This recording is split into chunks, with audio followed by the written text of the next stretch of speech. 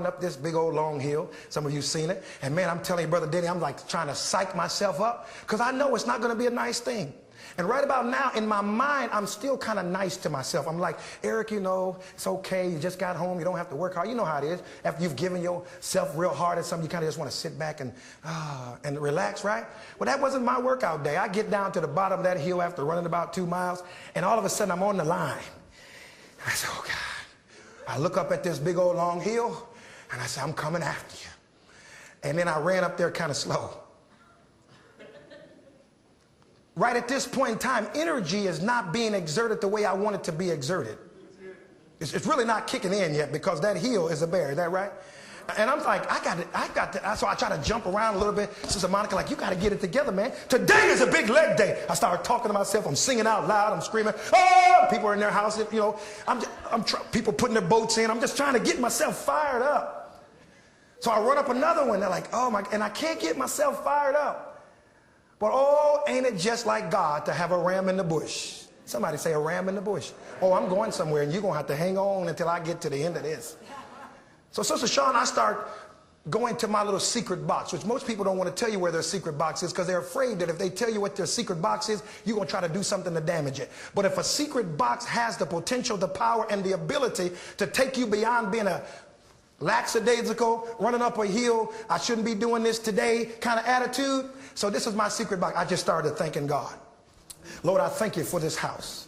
Lord, I thank you right now for the legs I got. I thank you for the arms. See, it's going to kick in just a minute. Lord, I thank you for your spirit. Lord, I thank you I can breathe today. Lord, I thank you that I can my own behind. Lord, I thank you that I can wipe my brow. Lord, I thank you that I'm strong. Lord, I thank you that I'm a black man. Lord, I thank you that I'm a sound black man. I know some of y'all can't. Lord, I thank you I'm a white man. I thank you I'm a businessman. And I thank you for my wife and my kids and they're sharp. And Lord, I just went into this whole dissertation of thankfulness. By the time I got to the bottom of the hill, oh my God, one of my songs came on. It was all over then. Oh, the momentum, the energy, the synergy was popping in me. It wasn't because I wanted to. It was because I was demanded by something to do better. He said, just run up a hill, it ain't no big deal. It is when you know that you're called to run before the body of Christ and prepare land that's called unconventional creativity that they will never ever see unless you speak it out. It's called chamber, studio, and production. It's called whatever it is he's put in your spirit. Sister Paul, I got to the bottom of the hill and I was on the hump. You know, the little hump, I was on the hump. Oh, man, I'm trying to tell you. And this song came on, and I just fell to my knees. And I wept for probably about a good minute or so and finally got up. Man, I felt like I gave up. Well,